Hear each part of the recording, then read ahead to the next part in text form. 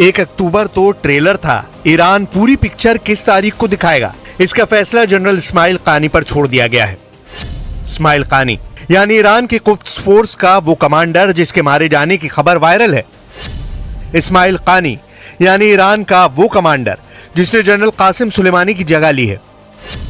इस्माइल कानी यानी ईरान का वो जनरल जो अगर जिंदा है तो कोई शक नहीं कि उसकी उंगली इस वक्त मिसाइल के बटन पर है।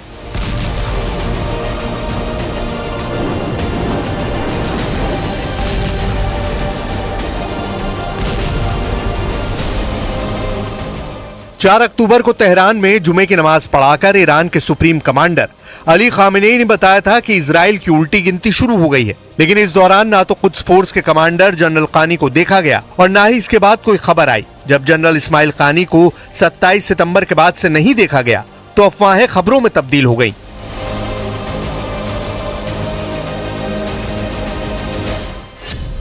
वर्ल्ड मीडिया में खबर आने लगी कि कानी गायब है और शक है कि नसरल्ला पर जब इजराइल की स्ट्राइक हुई तब जनरल इस्माइल कानी वहां पर मौजूद थे। इन खबरों ने ईरान में भी हड़कंप मचा दिया और फिर आई ये सफाई।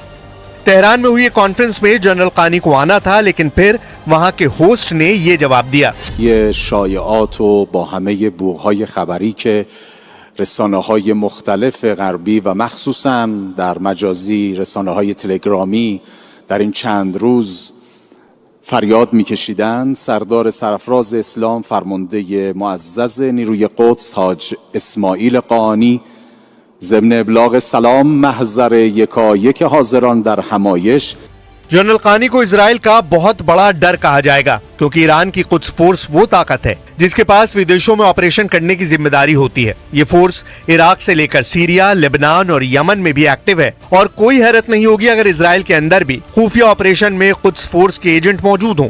वैसे अभी गेंद इजराइल के पाले में है, क्योंकि 1 अक्टूबर को ईरान के हमले के बाद इजराइल जवाबी अटैक करना चाहता है, लेकिन ईरान कह चुका है कि इस बार उसका हमला कई गुना बड़ा होगा और इजराइल को मिटा दिया जाएगा। ऐसे में जनरल इस्माइल कानी कहां होंगे, ये बड़ा सवाल है।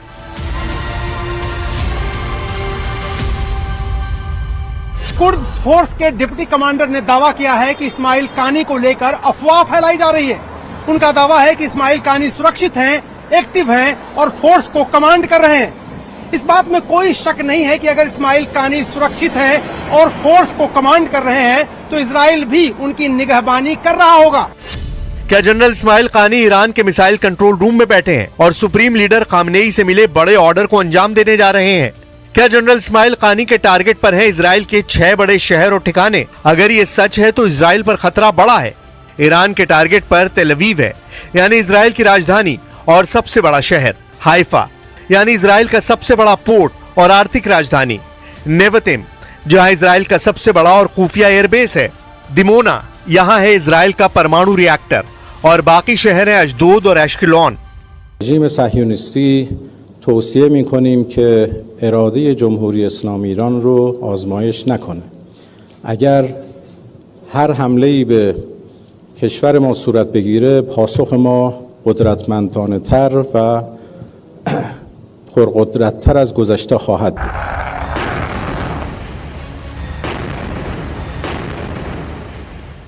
हालांकि जवाब अब इजराइल को देना है, लेकिन ईरान को लेकर इजराइल का खतरा कम नहीं हुआ है बल्कि बढ़ चुका है।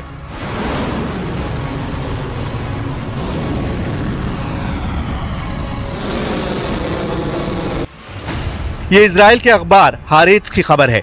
इजराइल के 130 सैनिकों ने लड़ने से इनकार कर दिया है। ये सैनिक चाहते हैं कि इजराइल की सरकार जल्दी से बंधकों की रिहाई को लेकर डील करे।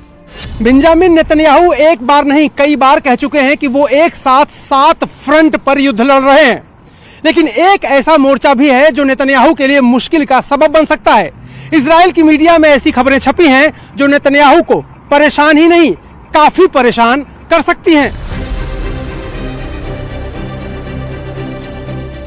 जब इजराइल का ग्राउंड ऑपरेशन गजा के बाद लेबनान में भी शुरू हो चुका है, तब 130 सैनिकों की ऐसी डिमांड नेतन्याहू के लिए बड़ी मुसीबत शुरू कर सकती है। क्या ये इजराइल की सेना में बगावत कही जाएगी? लेबनान में मौजूद ये इजरायली सैनिक बहुत ज्यादा दबाव में है, क्योंकि लेबनान की मीडिया ने दावा किया है कि हिजबुल्लाह ने इजराइल के कम से कम 25 सैनिकों को मार डाला है, जबकि सैकड़ों घायल हैं। यही वजह है कि अब नेतन्याहू ने एक डिवीजन फोर्स यानी कम से कम 10,000 सैनिकों को दक्षिणी लेबनान के मोर्चे पर भेज दिया है। ऑपरेशन दिन रात जारी है। ऐसे में जब 130 सैनिक लड़ने से मना कर रहे हैं, तब इजराइल की सेना के अंदर क्या चल रहा है, इसका अंदाजा लगाया जा सकता है। مرت سنة على طوفان الأقصى. هذا الطوفان هو حدث غير عادي، هو حدث استثنائي. أستطيع أن أقول بأنه بداية تغيير وجه الشرق الأوسط. वैसे नेतन्याहू के खिलाफ पब्लिक के प्रदर्शन तो लगातार होते रहे हैं और हजारों की तादाद में लोग इजराइल की सड़कों पर निकलकर नेतन्याहू के खिलाफ नारेबाजी करते हैं। हमास के कब्जे में जितने बंधक हैं, उनको छुड़ाने की मांग लगातार हो रही है। इजराइल में इस वक्त काफी ज्यादा तनाव है। एक तरफ लेबनान की तरफ से हिजबुल्लाह रॉकेट और मिसाइल अटैक कर रहा है, तो दूसरी तरफ ईरान भी लगातार धमकी दे रहा है। यमन की तरफ से हुती विद्रोही भी इजराइल पर लगातार हमले कर रहे हैं। हमास की तरफ से भी खतरा बना हुआ है।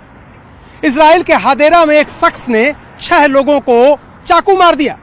इजराइल ने इसे आतंकवादी घटना माना है।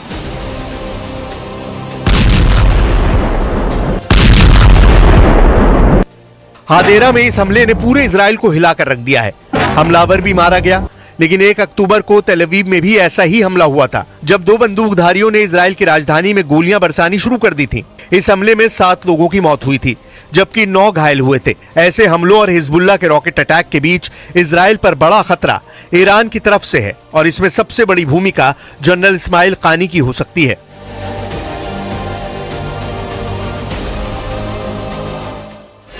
क्योंकि इस्माइल कानी के मारे जाने की खबर को ईरान ने खारिज कर दिया है, इसलिए कयास लगाए जा रहे हैं कि किसी बंकर या कंट्रोल रूम में बैठकर जनरल कानी को नए हमले की तैयारी करने के लिए कहा गया है। और इस वक्त उनकी उंगली भी उसी बटन पर है जिसे दबाकर 1 अक्टूबर को 200 मिसाइल इजराइल पर फायर की गई थी। वैसे ये बटन तभी दबेगा जब इजराइल ईरान पर जवाबी हमला करेगा, और इसमें कोई शक नहीं कि इजराइल जवाब जरूर देगा। और उसके टारगेट पर ईरान के कम से कम 25 शहर हैं। इनमें परमाणु अड्डे भी हैं, इनमें तेल के ठिकाने भी हैं, और इनमें तमाम उन कमांडरों के एड्रेस हैं जो खामनेई के ऑर्डर पर इजराइल को दहलाने के लिए तैयार हैं। यही वजह है कि जनरल इस्माइल कानी को किसी सीक्रेट अड्डे या फिर बंकर में भेज दिया गया है, ताकि सेकंड स्ट्राइक के लिए ईरान तैयार रहे।